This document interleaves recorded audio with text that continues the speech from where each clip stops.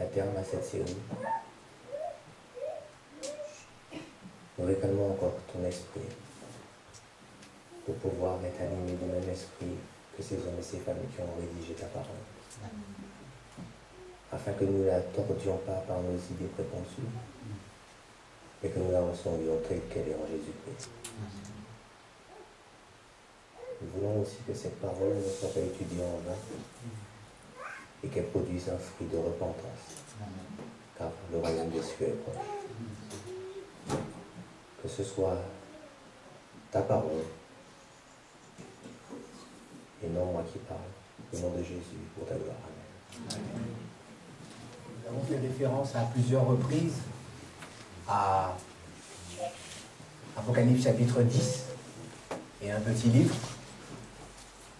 Mais est-ce que vous vous rappelez quel est l'objet et le sens des présentations que moi j'ai fait ce week-end? De quel message parlons-nous dans mes présentations? Le message de Laodicée et le message des 3 ans. Et ce que je vais dire ce soir, peut-être va défriser les moustaches, parce que peut-être que ma méthodologie n'est pas celle employée par l'Institut biblique de recherche. Peut-être que ma méthode n'est pas approuvée par les sages de ce monde. Mais Jésus dit que pour étudier la parole, nous devons mettre en parallèle, ligne après ligne, précepte sur précepte. Et si vous prenez Apocalypse chapitre 10 avec moi, Apocalypse chapitre 10,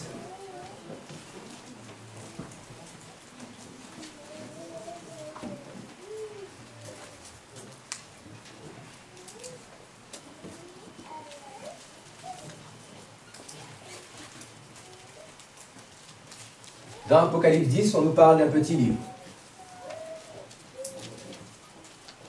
Et lorsqu'on relit les versets 9, « Et j'allai vers l'ange en lui disant de me donner le petit livre, et il me dit, prends-le et avale-le. Il sera amer à tes entrailles, mais dans ta bouche il sera doux comme du miel. Je pris le petit livre de la main de l'ange et je l'avalai. Il fut dans ma bouche doux comme du miel. Mais quand je l'eus avalé, mes entrailles furent remplies d'amertume. » Une chose que la Bible nous enseigne, c'est que ce petit livre ouvert dans la main de Jean, il a une saveur particulière. Quel goût il a, ce livre? Il est doux. Mais vous verrez qu'il n'est pas doux comme du sirop. Il n'est pas doux comme du sucre. Il est doux comme du miel. Et si nous voulons prendre pleinement le sens de ce que signifie le miel, il nous faut faire, non pas une méthode historique, mais prendre une concordance et rechercher ce que le miel signifie dans la parole de Dieu. Prenons ensemble 1 Samuel au chapitre 14.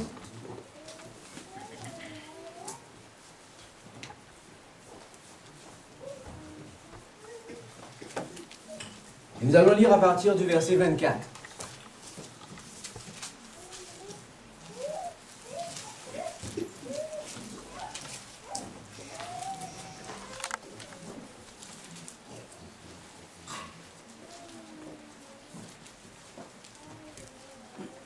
La journée fut fatigante pour les hommes d'Israël. Nous sommes dans 1 Samuel 14 au verset 24. Saül avait fait jurer le peuple en disant « Maudit soit l'homme qui prendra de la nourriture avant le soir, avant que je ne me sois vengé de mes ennemis. » Et personne n'avait pris de nourriture. Tout le monde était arrivé dans une forêt où il y avait du miel à la surface du sol. Lorsque le peuple entra dans la forêt, il vit du miel qui coulait, mais nul ne porta la main à la bouche, car le peuple respectait le serment. On va s'arrêter là pour quelques minutes. Lorsque nous étudions la Bible selon les règles que William Miller a établies, une de ces règles, c'est que dans la Bible, chaque mot a sa signification. Chaque symbole a son importance. Et j'ai déjà voyagé, j'ai déjà été dans différentes parties ici et ailleurs. Et je n'ai jamais vu quelque part où je trouvais du miel par terre. Le miel est toujours quelque chose qui se trouve au minimum en hauteur, parfois très en hauteur, et c'est quelque chose de périlleux à aller récolter. Il y a le danger des abeilles, mais il y a aussi parfois dans des endroits assez inaccessibles, et c'est dangereux. Et quand la Bible me dit que dans une forêt, il y avait du miel par terre, et en plus qui coule, je n'ai jamais vu un robinet à miel. En tant qu'étudiant de la Bible, cela attire mon attention. Parce que derrière un miel qui coule par terre, il doit y avoir quelque chose de plus que ce qui est à la surface. Continuons ensemble. Tout le peuple était arrivé dans la forêt où il y avait du miel à la surface du sol. Nous sommes au verset 25. Lorsque le peuple entra dans la forêt, il vit du miel qui coulait, mais nul ne porta la main à la bouche, car le peuple respectait le serment. Le peuple avait fait un serment qui était d'obéir à l'ordre qui lui avait été donné. Et qu'est-ce que cela produisit parmi eux? Le peuple mourait de faim. Le peuple était affamé et ne pouvait pas satisfaire son besoin, car il était lié par un serment.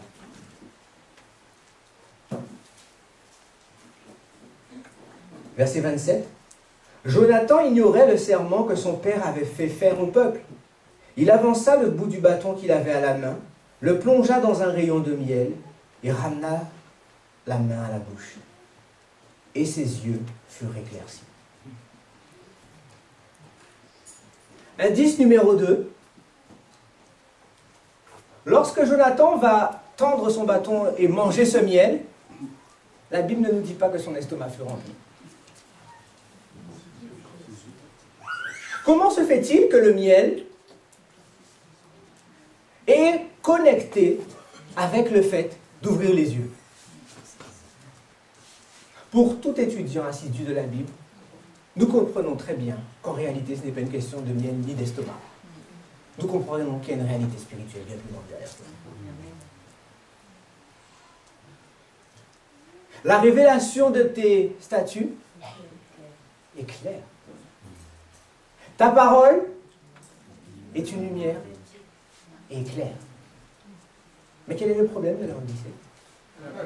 Aveugle. La lumière est venue chez les siens, mais les siens ne l'ont pas reçue. Vous pouvez me dire comment la lumière n'a pas été reçue ici? À cause d'un serment. Je promets de ne pas me nourrir, à part si je reçois l'ordre de manger. Vous comprenez? Je promets de ne pas chercher à grandir spirituellement tant que je n'ai pas reçu l'ordre. Cela vous paraît fou comme façon de fonctionner? Ce n'est pas ce que s'il se passe aujourd'hui.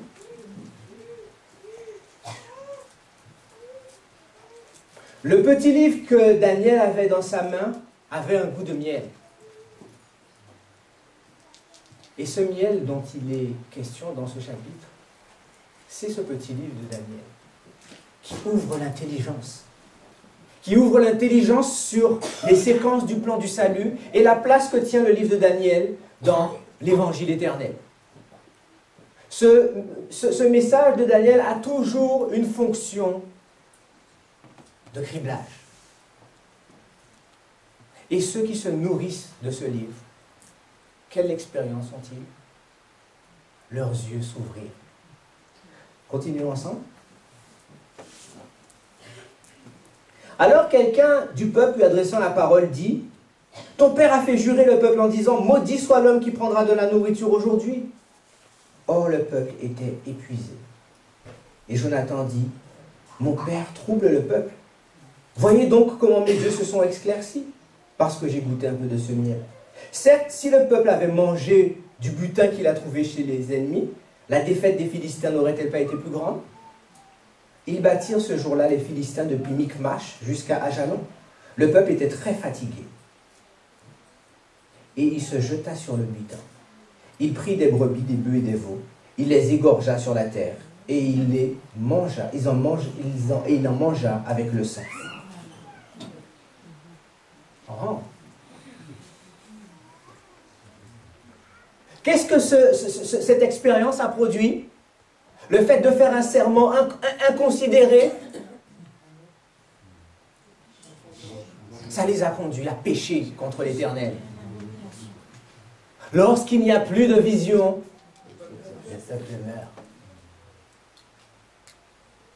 Il y aura un temps où les hommes et les femmes auront faim et soif, non pas de pain et d'eau, mais d'entendre la parole de Dieu. Et pourquoi ils auront eu faim et soif? Parce qu'ils auront fait un serment de ne recevoir aucune nourriture, à part si on leur donne l'ordre.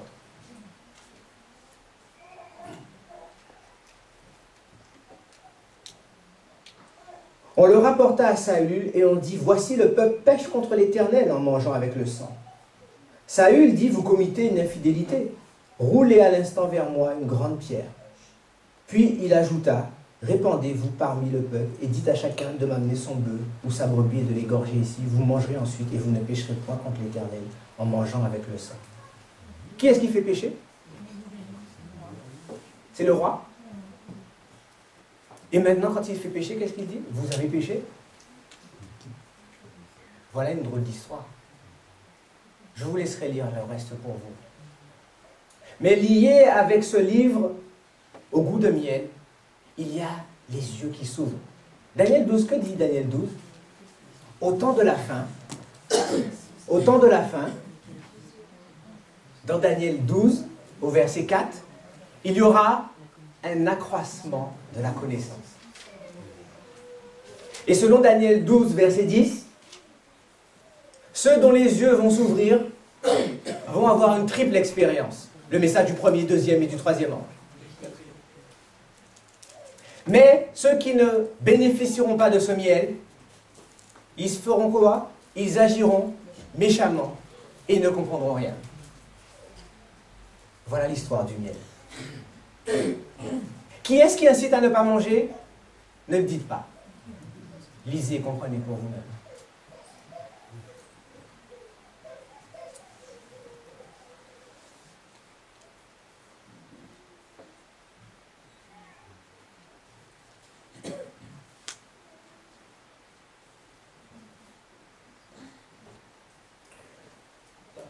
Un des problèmes de Laodicée,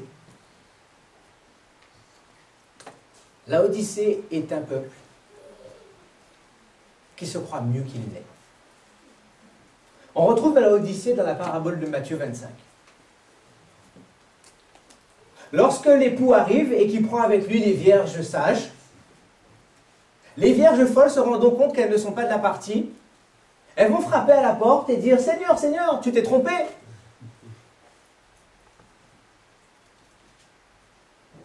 T'as pas pris tous les invités avec toi, Seigneur.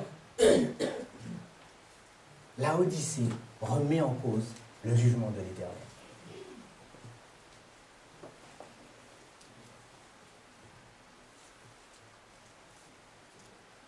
Il y a encore beaucoup autre choses à dire sur Laodicée. Et on va basculer dans une autre histoire qui va montrer qu'est-ce que Laodicée dans la Bible. Prenons ensemble Jérémie.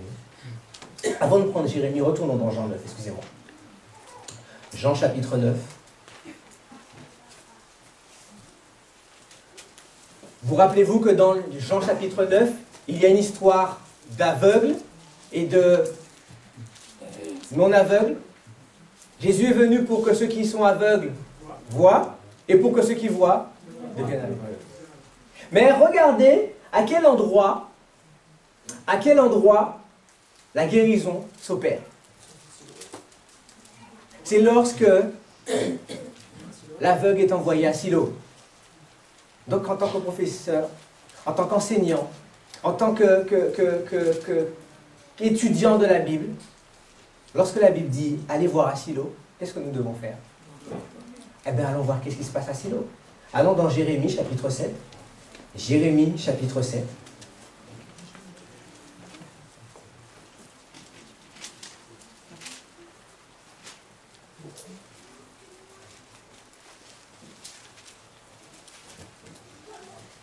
Jérémie, chapitre 7.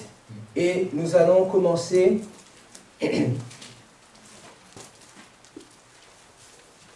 au verset 1er. La parole fut adressée à Jérémie de la part de l'Éternel en ces mots. Place-toi à la porte de la maison de l'Éternel et là publie cette parole.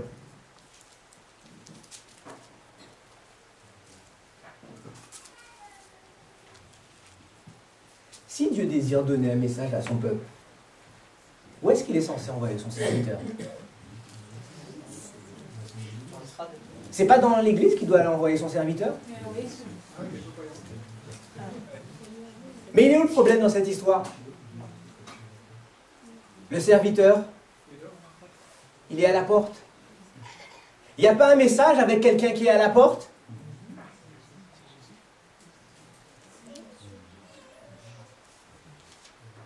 Place-toi à la porte de la maison de l'Éternel et là publie cette parole. Et dis, écoutez la parole de l'Éternel, vous tous hommes de Juda qui entrez dans ces portes pour adorer l'Éternel. Ainsi parle l'Éternel des armées, le Dieu d'Israël. Réformez vos voies et vos œuvres, et je vous laisserai demeurer dans ce lieu. Ne vous lèverez pas à des espérances trompeuses en disant, c'est ici le temple de l'Éternel, le temple de l'Éternel. Si vous réformez vos voies et vos œuvres, si vous pratiquez la justice envers les uns et les autres, si vous n'opprimez pas l'étranger, l'orphelin et la veuve, si vous ne répandez pas en ce lieu le sang innocent, et si vous n'allez pas après d'autres dieux pour votre malheur, attendez. Dieu envoie Jérémie prêcher au temple, et il dit au temple, si vous ne répandez pas du lieu innocent dans le temple, il dit, si vous n'opprimez pas l'étranger, l'orphelin et la veuve, ils disent, si vous n'allez pas après d'autres dieux pour votre malheur,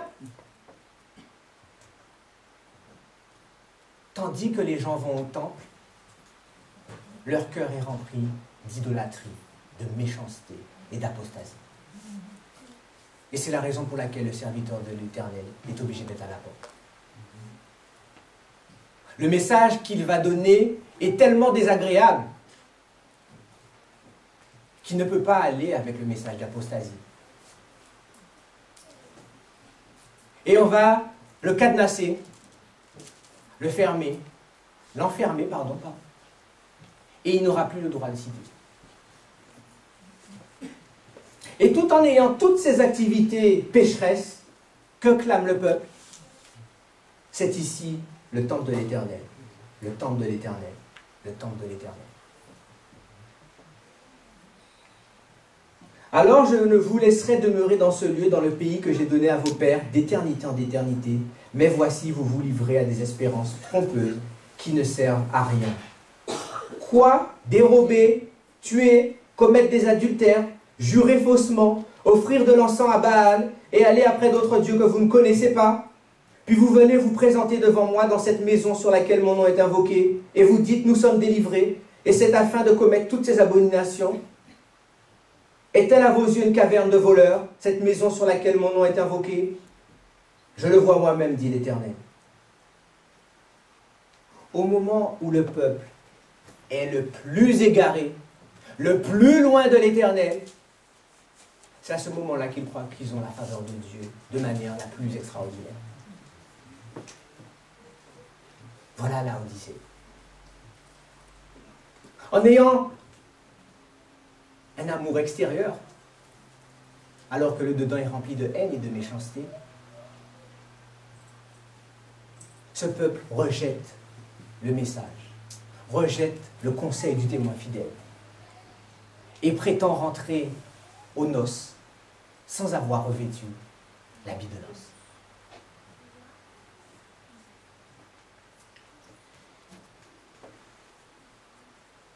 Mais vous savez, une des choses qui est incroyable dans la Bible, quelle que soit la façon dont on l'apprenne, l'amour de Dieu est incroyable. Incommensurable. Dans la maison où ces enfants viennent l'adorer, ils ont mis des idoles à Baal, ils donnent de l'encens à la reine du ciel, ils commettent toutes sortes d'abominations. Mais Dieu ne veut pas les détruire. Si Dieu voulait les détruire, il ne leur enverrait pas un message. Il enverrait le feu du ciel et il détruirait tout ça. Et il va leur dire, si vous voulez comprendre ce que vous êtes en train de vivre, qu'est-ce qu'il vous faut faire? Retournez dans l'expérience du passé. Lisons ensemble le verset 12. Allez donc au lieu qui m'était consacré à Silo, où j'avais fait autrefois résider mon nom, et voyez comment je l'ai traité à cause de la méchanceté de mon peuple d'Israël.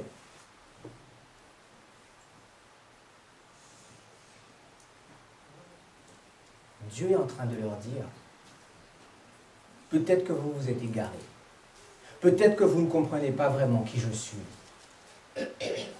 Et vous croyez que le fait que le temple soit à Jérusalem, ça vous protégera contre la destruction. Effectivement, toute l'économie juive était tournée autour des services du sanctuaire et Satan avait réussi à corrompre la pensée. Lorsque l'apôtre Paul va dire dans 2 Thessaloniciens, le mystère de l'iniquité agit déjà, l'homme de péché, est-ce qu'il est déjà là? Rome n'est pas encore là en tant que système papal. Mais le système de l'iniquité est déjà là. Qui consiste à faire l'œuvre de Satan tout en croyant faire l'œuvre de Dieu. Et ce que la Bible nous montre, c'est que chaque fois que l'on fait l'œuvre de Satan, tout en croyant faire l'œuvre de Dieu, c'est parce que le moi est glorifié. C'est parce que moi est plus important que ce que dit la parole. C'est parce que moi, ce que je veux, est plus important que ce que je dis mon frère. Lorsque je commets l'adultère, c'est parce que j'aime ma personne plus que mon frère pour lui piquer sa femme. Lorsque je pique le bœuf du voisin, c'est parce que moi j'en ai plus besoin et je prends mon besoin avant le sien. Lorsque je vais après les idoles, et au passage les idoles sont toujours quelque chose qui gratifie l'âme, c'est parce que je préfère faire ce qui me fait plaisir plutôt que de faire ce que Dieu me dit. Le mystère de l'iniquité était déjà en train d'agir. Et dans cette génération, ils avaient l'apparence de la piété, mais reniaient tout ce qui en faisait la force. En se disant, nous sommes le peuple élu, nous sommes le peuple que Dieu a choisi, Dieu nous a fait sortir d'Égypte, il nous a donné le tabernacle, il a l'arche de l'alliance, et rien ne va nous arriver. Et qu'est-ce que Dieu va leur dire? Si c'est ce à quoi vous croyez, ça s'appelle une espérance trompeuse. Et pour vous en convaincre, allez regarder ce qui s'est passé à Silo. Silo est étroitement connecté à ce que la Bible ouvre les yeux. Que s'est-il passé à Silo? Allons ensemble dans 1 Samuel.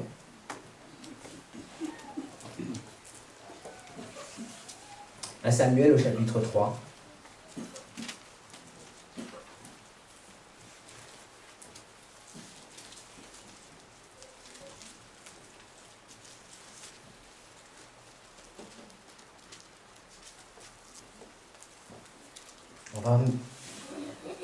On va avoir une vue d'ensemble de 1 Samuel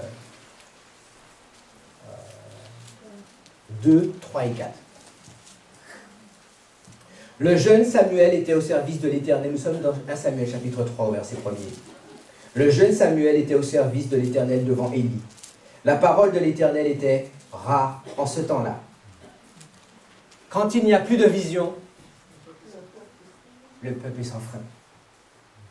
Les visions n'étaient pas fréquentes. Pourquoi les visions n'étaient pas fréquentes? C'est parce que Dieu ne voulait pas se manifester. Lisons ensemble. Élie commençait à avoir les yeux troubles et il ne pouvait plus voir. Il était couché à sa place. Que représente Élie ici? Élie, ce n'est pas le sacrificateur? Quel danger pour le peuple lorsque le sacrificateur ne voit plus rien.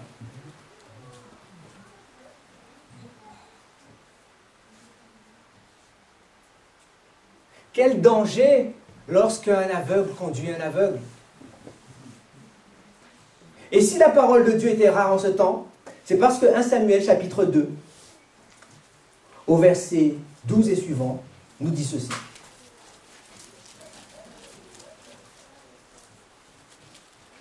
Les fils d'Élie étaient des hommes pervers, ils ne connaissaient point l'Éternel. Et voici quelle était la manière d'agir de ces sacrificateurs à l'égard du peuple. Voilà quelque chose qui est extrêmement étonnant. Comment le verset 12 nous dit que c'était des gens qui ne connaissaient pas l'Éternel, et le verset 13 nous dit que c'était des sacrificateurs.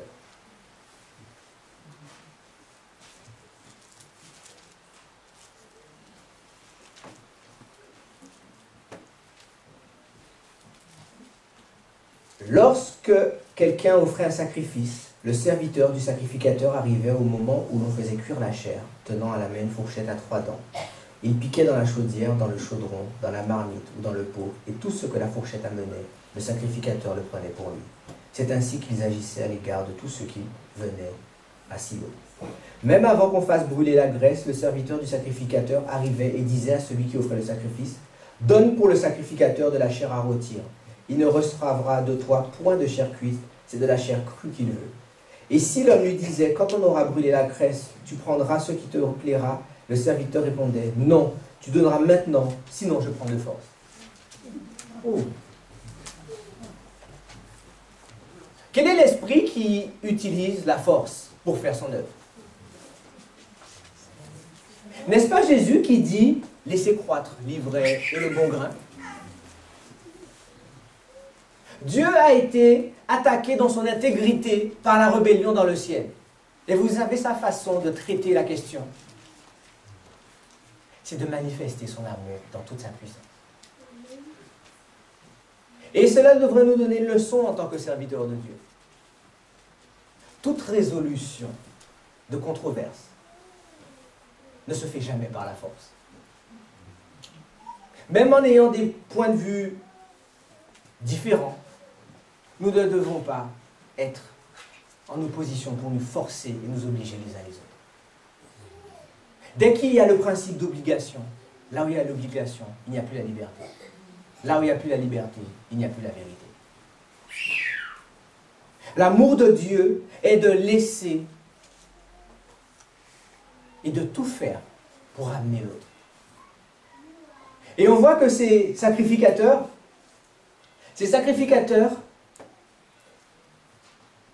n'avaient pas la crainte de l'Éternel. Et n'ayant pas la crainte de l'Éternel,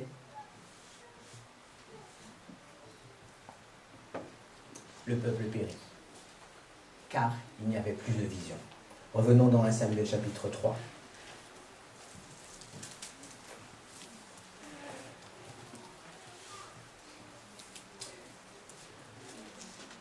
Nous sommes au verset 4. Alors l'Éternel appela Samuel. Il répondit, « Me voici. » Et il courut vers Élie et dit, « Me voici car tu m'as appelé. » Élie répondit, « Je n'ai point appelé. Retourne te coucher. » Et il alla se coucher. L'Éternel appela de nouveau Samuel. Et Samuel se leva, alla vers Élie et dit, « Me voici car tu m'as appelé. » Élie répondit, « Je n'ai point appelé mon fils. Retourne te coucher. » Samuel ne connaissait pas encore l'Éternel et la parole de l'Éternel ne lui avait pas encore été révélée. L'Éternel appela de nouveau Samuel pour la 3e fois.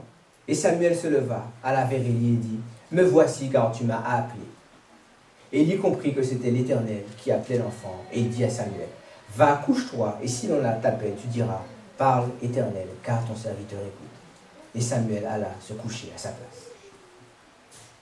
Ici, vous avez une illustration du message du premier, du deuxième et du troisième ange. Mais lorsque le message prend toute sa puissance, c'est lors du 4e appel. La même structure, la même répétition dans tous les livres de la Bible. Et vous observerez que lorsque le 3e message arrive, L'heure du jugement est arrivée sur les apostats.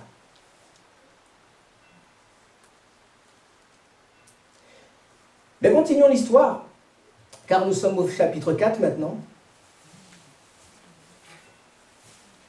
La parole de Samuel s'adressait à tout Israël. Israël sortit à la rencontre des Philistins pour combattre.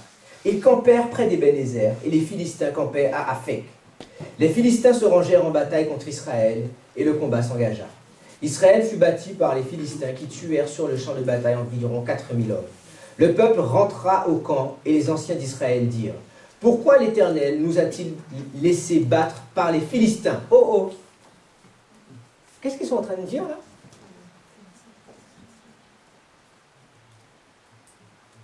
C'est pas la faute de l'Éternel s'ils sont en train de perdre? Un combat où l'Éternel ne les a pas envoyés au passage.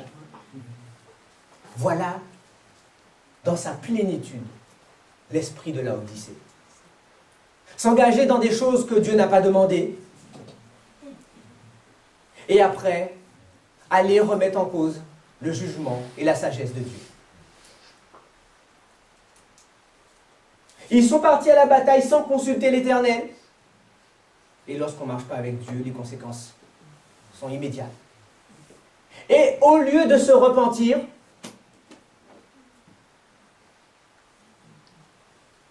ils vont jeter la faute sur Dieu. Si nous avons perdu cette partie de la bataille, c'est parce que Dieu, tu n'as pas fait ton travail. Et puisque tu n'as pas fait ton travail, eh bien maintenant nous allons te forcer à le faire. Lisons la suite du verset. Le peuple rentra au camp et les anciens d'Israël dirent: pourquoi l'Éternel nous a-t-il laissé battre aujourd'hui par les Philistins? Allons chercher à Silo l'arche de l'alliance de l'Éternel, qu'elle vienne au milieu de nous et qu'elle nous délivre de la main de nos ennemis. Là maintenant la situation devient beaucoup plus dramatique. On va voir que chaque fois que l'alliance est utilisée dans un contexte de guerre, Dieu dit: mettez les sacrificateurs devant et suivez l'arche. Mais là, qu'est-ce qu'ils font? Allons, moi. Le mystère de l'iniquité est en train d'agir lorsque le moi prend le dessus sur le plan et la volonté de Dieu. L'esprit de garement, mes frères, est quelque chose de terrible. Ils ne se sont pas doutés un instant qu'ils auraient pu être détruits par la gloire de Dieu. Rappelez-vous ce qui était arrivé à Uza. Et en gardant à l'esprit leur propre plan, leur propre projet, ils sont encore en train de pécher. Pourquoi sont-ils en train de pécher?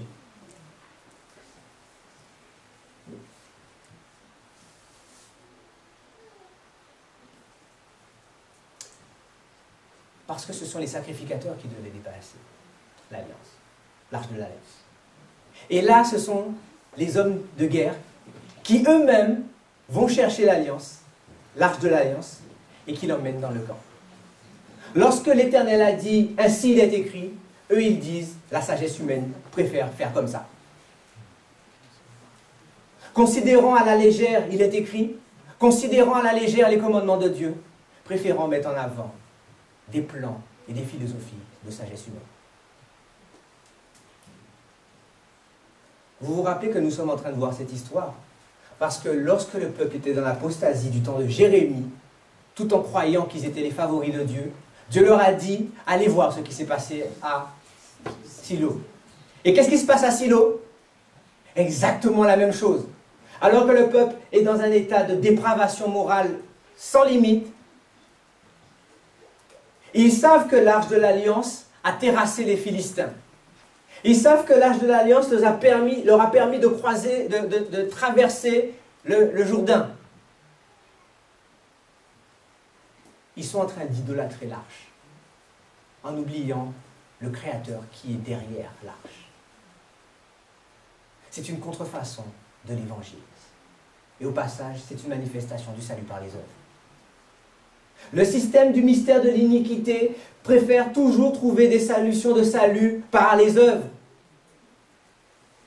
Et plutôt que de s'en remettre à Dieu, ils s'en remettent encore une fois à leur sagesse.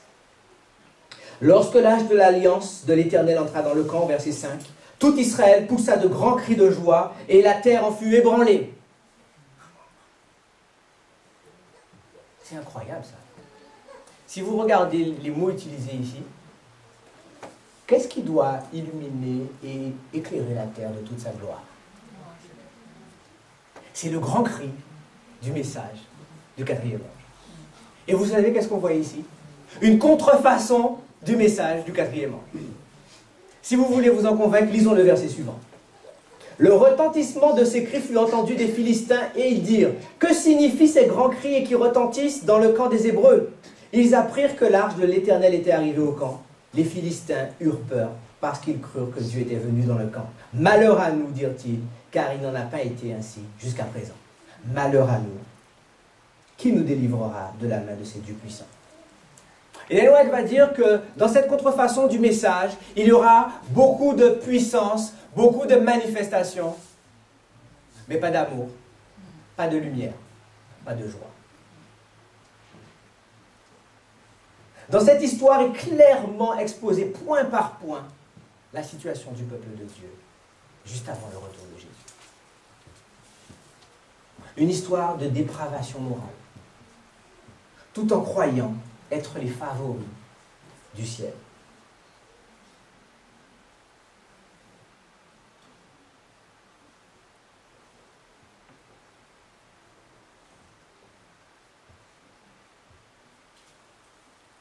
Verset 9. Fortifiez-vous et soyez des hommes, Philistins, de peur que vous ne soyez asservis aux Hébreux comme ils vous ont été asservis. Soyez des hommes et combattez.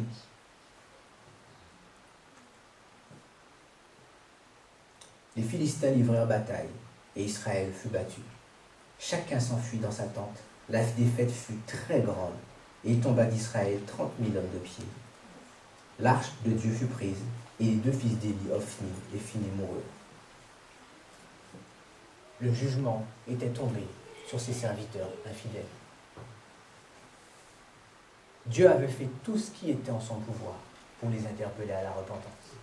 Dieu avait fait tout ce qui était en son pouvoir pour animer son peuple. Mais puisque la rébellion et l'apostasie étaient complètement enracinées dans leur cœur, la seule solution, d'ailleurs, c'était pour leur bien-être, parce que quand ils continuent de plus en plus loin dans l'apostasie, ils deviennent un fléau pour eux-mêmes.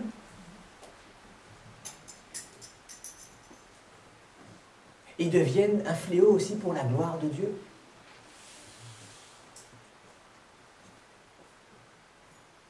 À ce moment-là, le jugement s'exécute sur eux.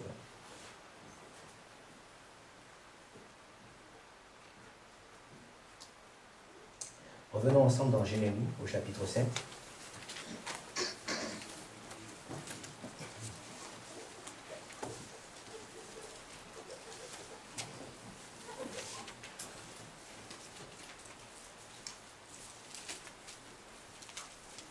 Nous allons reprendre le verset 12. Allez donc au lieu qui m'était consacré à Silo, où j'avais fait autrefois résider mon nom, et voyez comment je l'ai traité, à cause de la méchanceté de mon peuple d'Israël. Et maintenant, puisque vous avez commis toutes ces actions, dit l'Éternel, puisque je vous ai parlé dès le matin et que vous n'avez pas écouté, puisque je vous ai appelé et que vous n'avez pas répondu, je traiterai la maison sur laquelle mon nom est invoqué, sur laquelle vous faites reposer votre confiance, et le lieu que j'ai donné à vous et à vos pères, de la même manière que j'ai traité Silo. Et je vous rejetterai loin de ma face, comme j'ai rejeté tous vos frères, toute la postérité d'Israël. La plus terrible nouvelle qui puisse arriver à une âme, c'est lorsque Dieu tourne le dos. Il n'y a pas un message qui dit qu'à un moment donné, puisque tu es ni froid, ni bouillant, puisque tu es tiède, je te vomirai de ma bouche. Israël avait atteint le stade où toutes les tentatives de chaud et froid n'avaient produit rien du tout. La seule chose qui pouvait arriver, c'était que Dieu s'écarte d'eux. Prenons ensemble Jérémie au chapitre 26.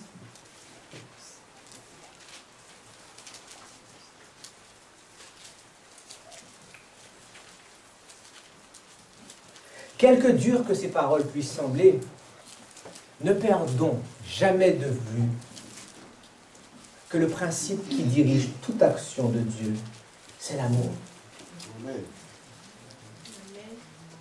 Dieu ne désire pas condamner son peuple, mais en les menaçant, il veut créer un électrochoc qui va les amener à la repentance. Cela n'est-il pas arrivé dans la Bible que Dieu envoie un serviteur pour annoncer la destruction d'une grande ville? Babylone. Ninive, c'est Babylone. Mais devant la prédication convaincante du serviteur de Dieu, qui n'a pas mâché ses mots au passage, toute la ville s'est repentie. Dieu ainsi n'a pas exécuté son jugement. Et si Dieu exécute son jugement, c'est parce que nous l'obligeons à le faire. Parce que Dieu est un Dieu lent à la colère, compatissant, riche en bonté. Et après ce qui a été dit dans Jérémie chapitre 7, arrivons maintenant au chapitre 26. Au commencement du règne de Joachim, fils de Josias, roi de Juda, cette parole fut prononcée de la part de l'Éternel en ces mots. Ainsi parle l'Éternel, tiens-toi dans le parvis de la maison de l'Éternel, et dis à ceux qui de toutes les villes de Juda viennent se prosterner dans la maison de l'Éternel toutes les paroles que je t'ordonne de leur dire, n'en retranche pas un mot. Dieu, il est persistant quand même. Verset 3. Peut-être écouteront-ils et reviendront-ils chacun de leur mauvaise voie. Alors je me repentirai du mal que j'avais pensé leur faire à cause de la méchanceté de leur action. Tu leur diras ainsi par l'Éternel. Si vous ne m'écoutez pas quand je vous ordonne de suivre ma loi que j'ai mise devant vous, d'écouter les paroles de mes serviteurs, les prophètes que je vous envoie, que je vous ai envoyés dès le matin et que vous n'avez pas écouté, alors je traiterai cette maison comme Silo et je ferai de cette ville un objet de malédiction pour toutes les villes de la terre. Est-ce que ça, c'est un message agréable? Vous devez savoir qu'il est aussi désagréable à annoncer qu'il est désagréable à entendre. Et il n'y a aucune réjouissance de la part d'un serviteur de l'Éternel lorsque des jugements menacent le peuple de Dieu.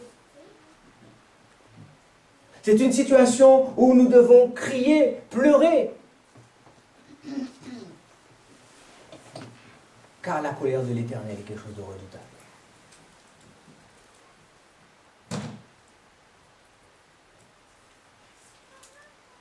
Vous reverrez que Jérémie se retrouve à prêcher exactement au même endroit.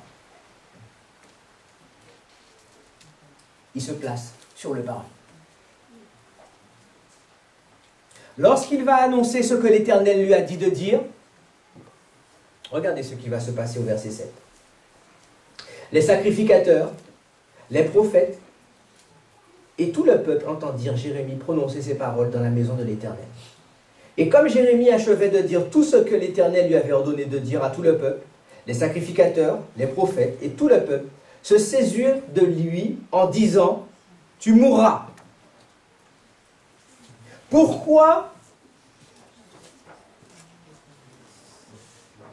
prophétises-tu au nom de l'Éternel en disant « Cette maison sera comme Silo et cette ville sera dévastée, privée d'habitants ». Tout le peuple s'attroupa autour de Jérémie dans la maison de l'Éternel.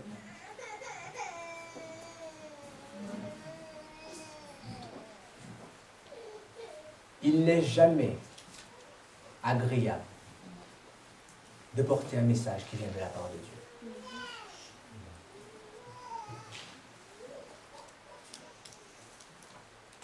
Dieu. Heureux serez-vous lorsqu'on vous persécutera et qu'on dira faussement de vous toutes sortes de justice à cause de mon nom, car c'est ainsi qu'ils ont traité tous les prophètes avant vous. N'avons-nous pas vu vendredi que les béatitudes sont le message à la Odyssée?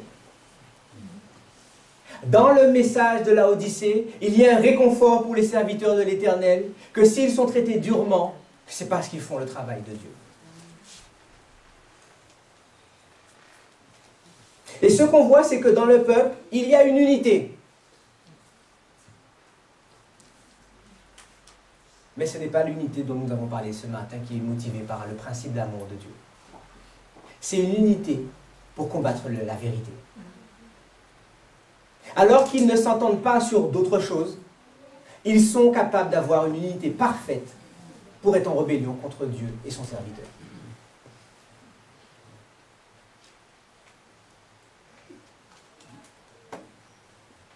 Alors les sacrificateurs et les prophètes parlèrent ainsi au peuple et au chef et à tout le peuple.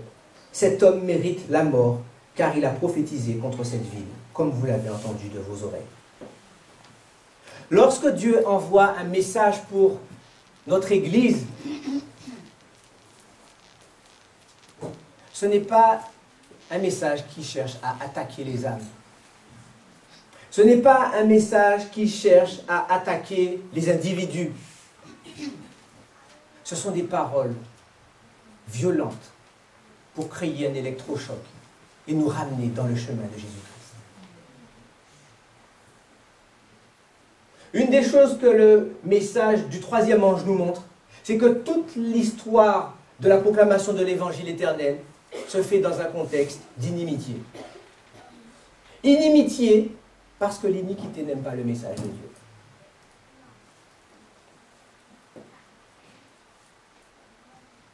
Et quel que soit le sens dans lequel nous prenons la parole de Dieu,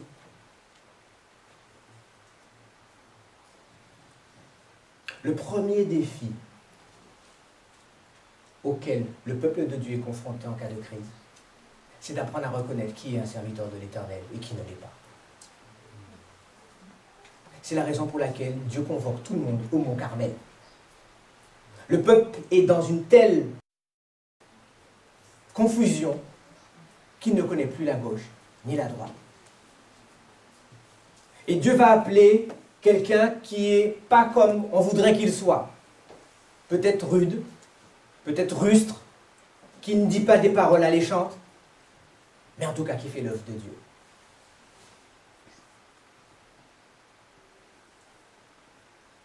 Est-ce que la Bible a été écrite pour notre instruction? Pour nous qui sommes arrivés à la fin des temps? Si ces choses se sont passées dans toutes ces générations, vous pensez que cela va être différent aujourd'hui?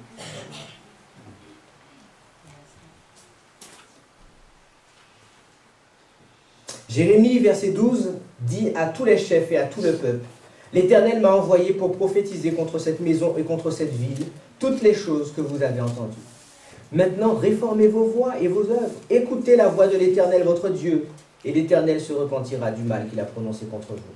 Pour moi, me voici entre vos mains. Traitez-moi comme il vous semblera bon et juste. » Parfois, nous avons une compréhension légère de la parole de Dieu. Nous savons que Jésus va dire dans Jean 17 qu'il a été glorifié et que le Père le glorifie. C'est vrai? Et il va aussi dire qu'il veut glorifier ses enfants au travers de son ministère. Mais savez-vous comment Jésus a glorifié le Père quand il était sur terre?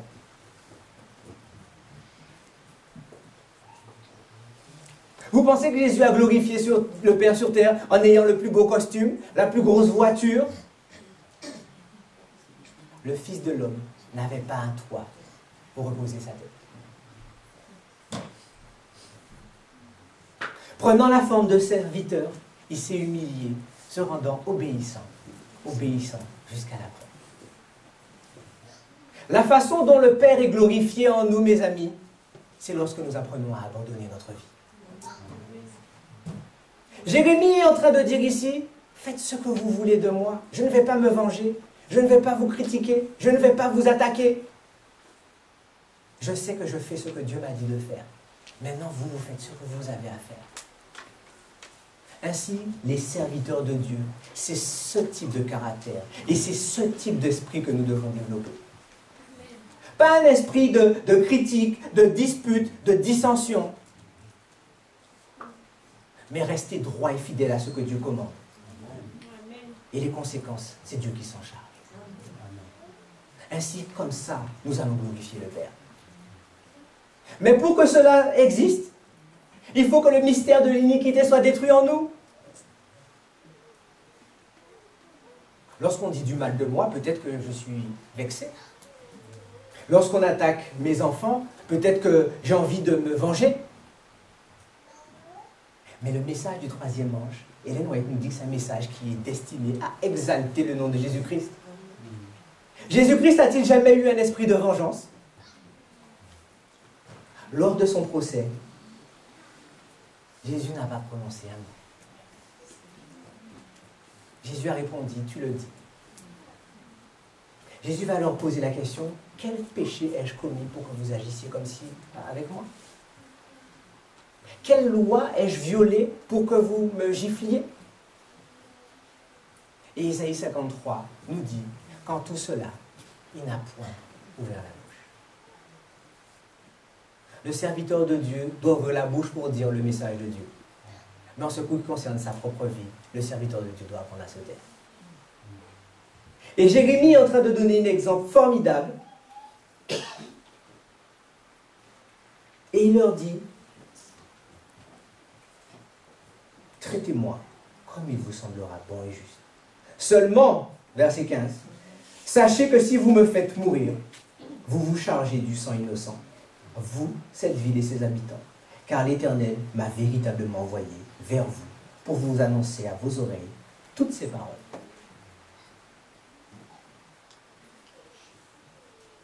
La meilleure façon pour des enfants de Dieu de glorifier le nom de Dieu, c'est d'avoir une conduite sainte et irréprochable.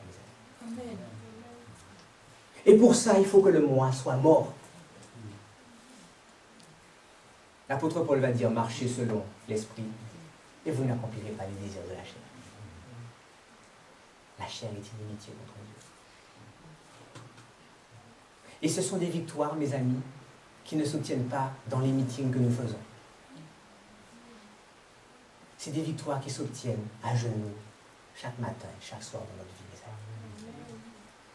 Si nous combattions le moi par la prière tous les jours, le nom de Dieu serait glorifié dans nos vies, mes amis. L'objectif du message du troisième ange est de nous faire d'arrêter de regarder aux hommes, mais de rentrer dans un chemin pour trouver le chemin de Jésus-Christ. Pour que le moi ne soit plus existant. Pour que le moi soit crucifié, comme dit l'apôtre Paul. Et si je suis affligé, c'est une joie d'être affligé pour le nom de Jésus-Christ.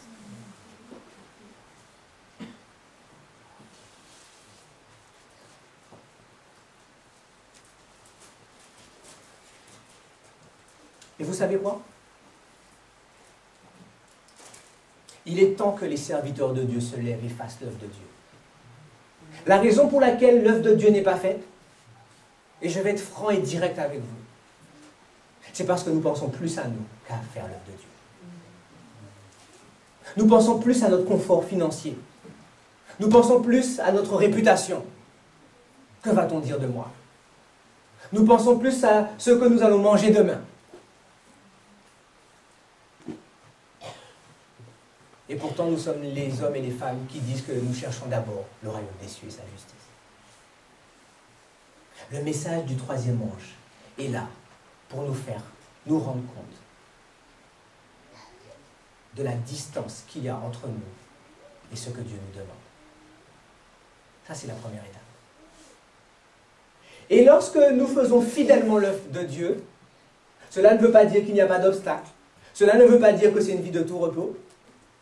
Mais nous savons que Dieu agit. Lisons le verset 16. Les chefs et tout le peuple dirent aux sacrificateurs et aux prophètes, cet homme ne mérite point la mort, car c'est au nom de l'Éternel notre Dieu qui nous a parlé.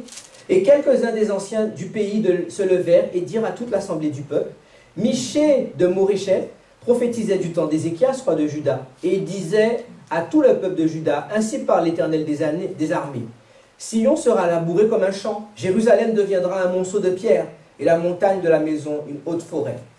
Ézéchias, roi de Juda, et tout Juda l'ont-ils fait mourir? Ézéchias ne craignit-il pas l'Éternel? N'implora-t-il pas l'Éternel? Alors l'Éternel se repentit du mal qu'il avait prononcé contre eux, et nous chargerions notre âme d'un si grand crime. Il y eut aussi un homme qui prophétisait au nom de l'Éternel, Uri, fils de Shemaja, de Kirjat-Jearim. Il prophétisa contre cette ville et contre ce pays exactement les mêmes choses que Jérémie. Le roi Joachim, tous ses vaillants hommes et tous ses chefs entendirent ces paroles, et le roi chercha à le faire mourir. Uri, qui en fut informé, eut peur, prit la fuite et alla en Égypte. Le roi Joachim envoya des gens en Égypte, Elnathan, fils d'Akbor, et les gens avec lui en Égypte. Ils firent sortir d'Égypte Uri et l'amenèrent au roi Joachim, qui le fit mourir par l'épée et jeta son cadavre dans les sépulcres des enfants du peuple. Cependant, la main d'Achikam, fils de Shaphan, fut avec Jérémie et empêcha qu'il ne soit livré au peuple pour être mis à mort. Lorsque les serviteurs de Dieu prennent position clairement pour Dieu, l'Éternel s'occupe du reste. Et si notre vie est prise, c'est parce que la mission est déjà accomplie. Mais si la mission n'est pas encore terminée, ne vous préoccupez pas comment Dieu va s'occuper de vous. Il le fera parce qu'il a promis. Le message des 3 anges est là pour nous faire arrêter de penser à nous-mêmes et chercher à faire plaisir à Dieu dans tout ce que nous faisons. Soit que nous mangions, soit que nous buvions, en marchant, en chemin, en voyageant. Faisons tout pour la gloire de Dieu. Quel est le titre du message du premier ange? Craignez Dieu et rendez-lui gloire. Est-ce que nous, adventistes du 7e jour, nous vivons comme des gens qui sont au temps du jugement? Ou avons-nous été introduits ou infiltrés, pardon, par les filles de Babylone et leur enseignement protestant apostat? Et là, je ne m'adresse pas encore aux individus. La Bible montre clairement qu'il y a des systèmes qui font la guerre au peuple de Dieu, aux lois de Dieu et aux commandements de Dieu. Et lorsque nous, enfants de Dieu, nous nous associons à cela, sans le rendre compte, nous continuons de faire l'œuvre de Babylone, la mystère.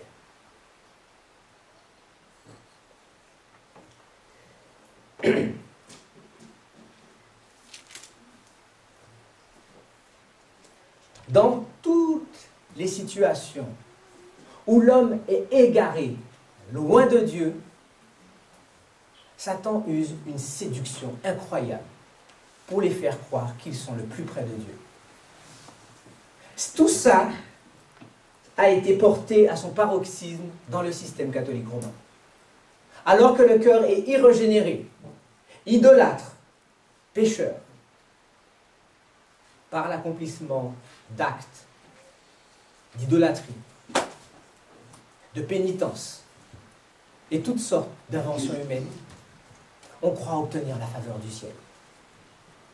Dans l'histoire de Silo, alors que Israël avait franchi un pas grave dans l'apostasie, il se reposait sur l'espoir que l'arche de l'Alliance était avec eux. Dans l'histoire de Jérémie, alors qu'ils étaient dans une dépravation morale exceptionnelle, ils étaient focalisés sur le fait que le temple de l'Éternel les protégeait. Et ils vont répéter 3 fois le temple de l'Éternel, le temple de l'Éternel, le temple de l'Éternel. Pour l'étudiant assidu de la parole de Dieu, c'est une contrefaçon du message du premier, deuxième et du 3e ange. Lorsque le vrai message de Dieu arrive, la manière dont l'adversaire procède, c'est d'envoyer un faux message pour contrecarrer l'œuvre de Dieu. Et faire que ceux à qui Dieu a donné un travail puissent être séduits et perdus.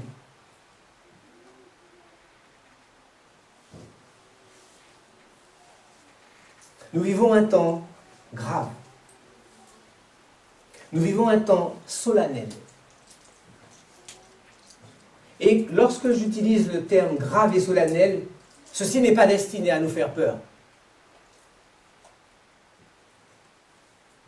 Car la Bible dit que l'amour parfait bannit la crainte.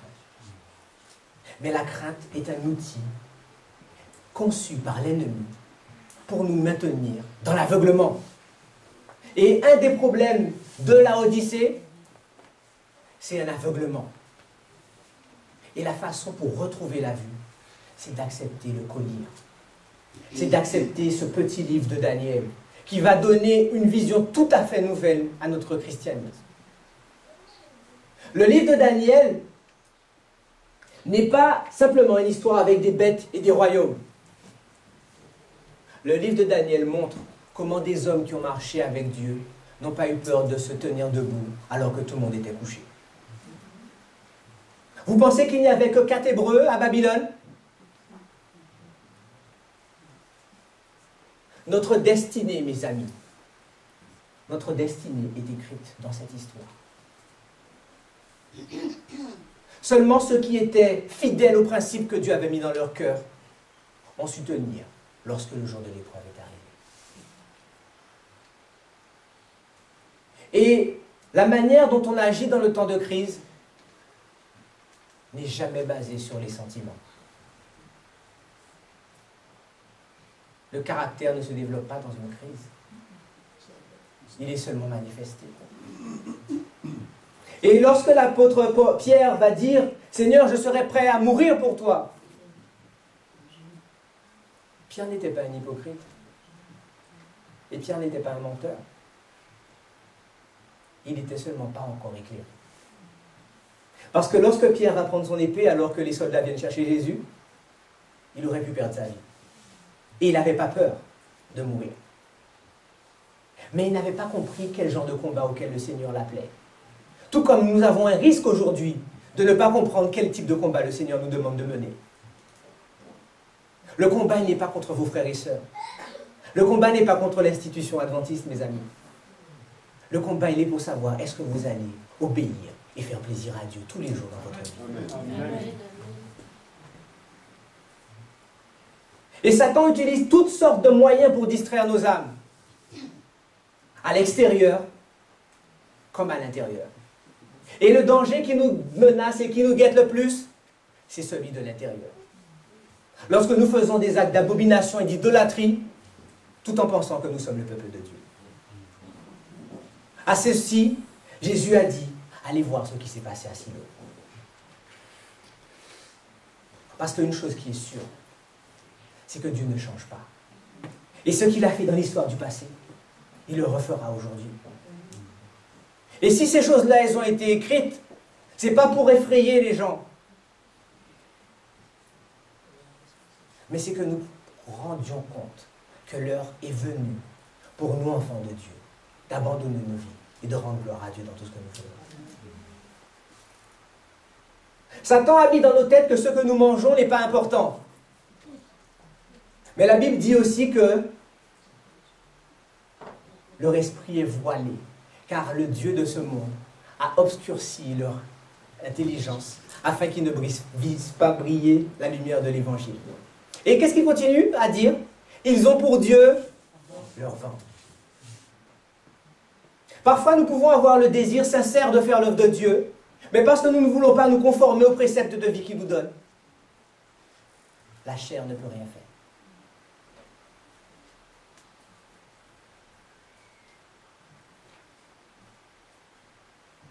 L'heure est venue, chers amis, de ne plus jouer avec le mal. L'heure est venue de prendre une position, à savoir, est-ce que nous voulons vraiment marcher d'après Dieu, ou est-ce que nous voulons marcher d'après notre propre voie?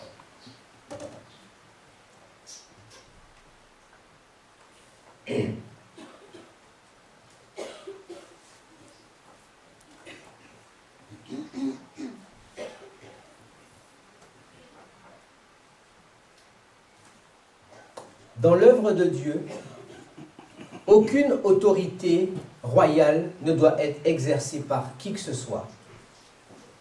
Les représentants de la conférence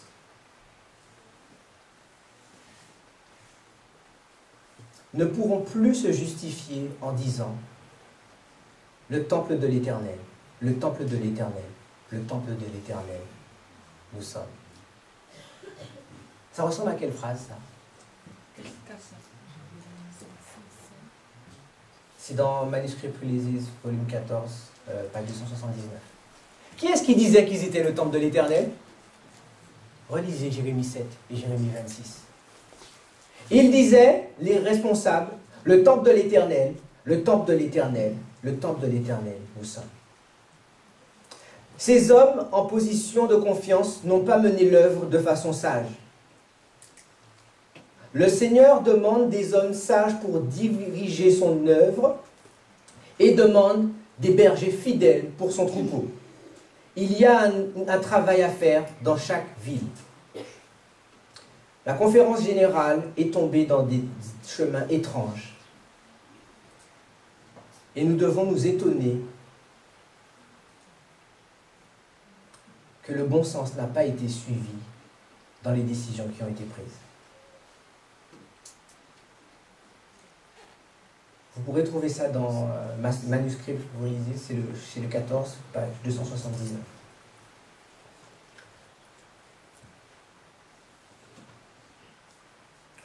Combien est décrite la position de ceux qui pensent qu'ils ont toute la vérité et qui montrent leur orgueil et leur connaissance de la parole de Dieu, alors que la puissance sanctifiante fait grand défaut dans leur vie. La ferveur de l'amour de Dieu manque dans leur cœur. Beaucoup de Laodicéens vivent dans un état d'illusion spirituelle. Ils se revêtent dans le vêtement de la propre justice, imaginant eux-mêmes être riches et être remplis de biens, et n'ayant besoin de rien, n'ayant pas besoin d'apprendre de Jésus, de sa douceur et de son humilité. En quoi constitue la misère et la nudité de ceux qui se sentent riches et qui ont grandi dans les biens? C'est le manque de la justice du Christ. Dans leur propre justice, ils se représentent comme étant habillés avec des vêtements souillés. Et dans cette condition, ils se flattent d'être habillés de la justice du Christ. Ils peuvent crier « Le temple de l'Éternel, le temple de l'Éternel, le temple de l'Éternel nous sommes », alors que leurs cœurs sont remplis d'injustice et de choses souillées. Ça, c'est tiré de Our High Calling, page 349. Ça, c'est un livre qui n'est pas traduit en français.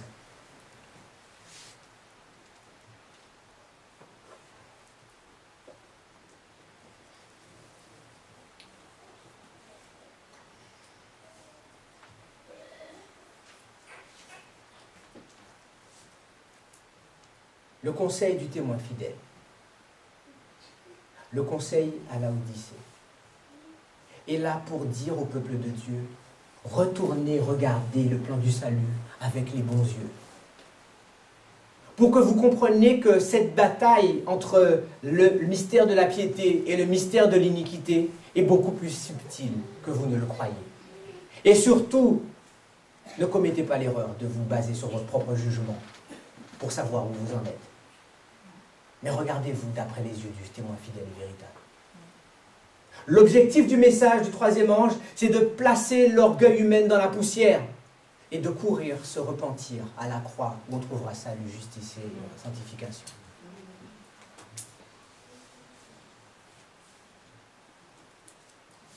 Une des choses que l'histoire rappelle, c'est qu'il y avait une controverse au niveau de la conférence générale au début du XXe siècle. Et une de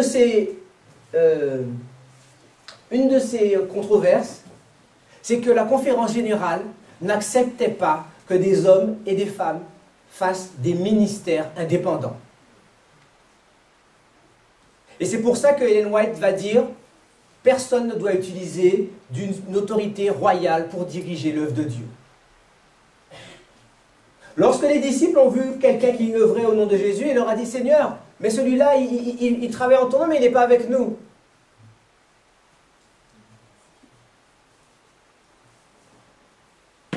Ils avaient l'impression de faire l'œuvre de Dieu, mais c'était le moi encore qui était en âme.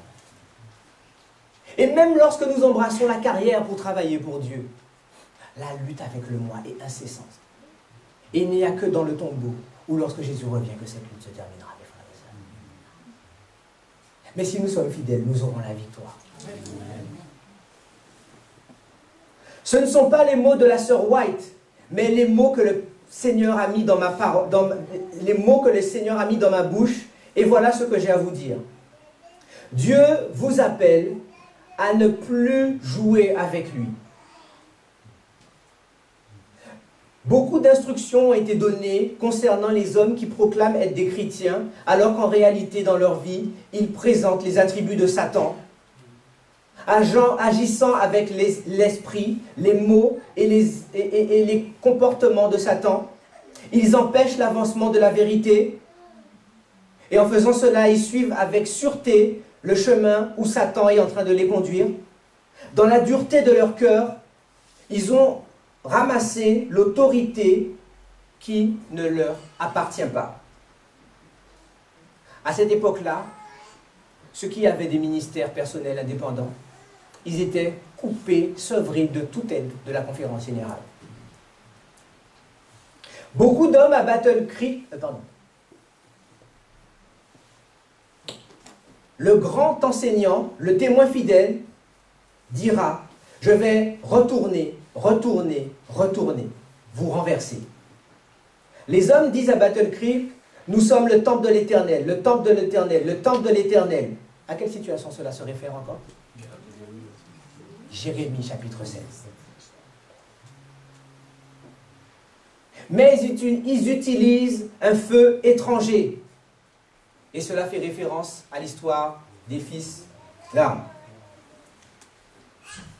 Leurs cœurs ne sont pas touchés par la grâce de Dieu.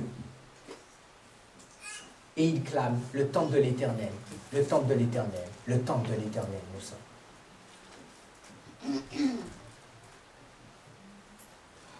Y a-t-il quelque chose de nouveau sous le soleil? La parole de Dieu dit que s'il y a quelque chose dont on dit que c'est nouveau, cela a déjà existé.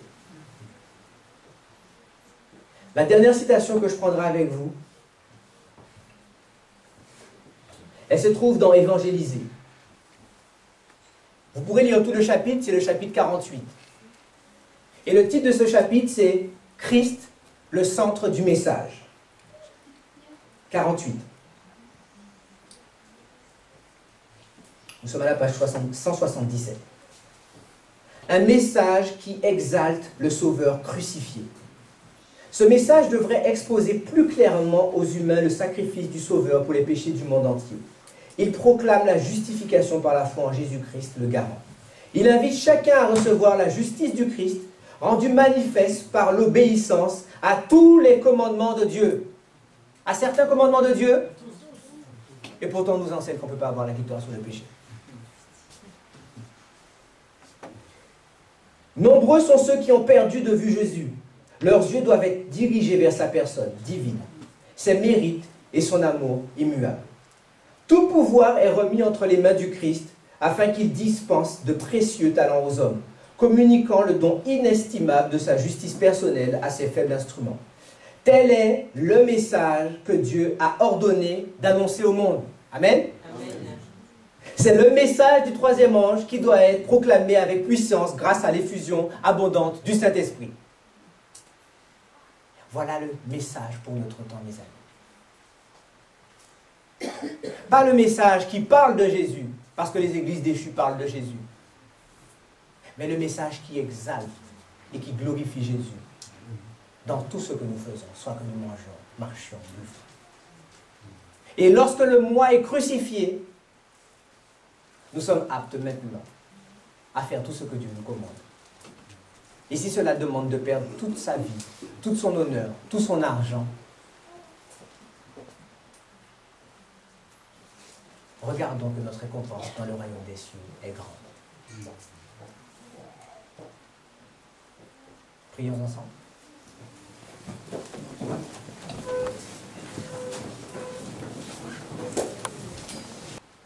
Seigneur mon Dieu, nous te remercions parce que tu as ouvert une porte pour que nous œuvrions ici. Nous sommes reconnaissants, car tandis que la porte est encore ouverte, tu désires appeler et ramener à toi tes brebis. Nous te prions, Seigneur, afin de protéger d'une façon particulière notre cœur des séductions qui nous environnent de toutes parts. Nous ne voudrions pas que ces paroles tombent sur un sol rocailleux. Mais nous ne voudrions pas non plus que ces paroles tombent sur un sol où elles vont grandir vite pour faner la semaine prochaine. Nous ne voulons pas non plus que ces paroles tombent sur le chemin où les oiseaux vont venir disperser ces graines. Mais que ces graines tombent sur un cœur fertile et puissent produire des fruits à ta gloire. d'aide pardonner les faiblesses et les défaillances humaines qu'il y a eu dans ce programme. Couvre-nous de ta justice, de ton pardon, et apprends-nous à marcher selon l'esprit dans tout ce que nous faisons, mangeons, buvons et disons. Et maintenant, donne à chacun de faire cette expérience, de manger ce petit livre, afin que les yeux s'ouvrent et que tes serviteurs de Dieu se lancent fidèlement dans la carrière. Au nom de Jésus, nous t'avons prié. Amen.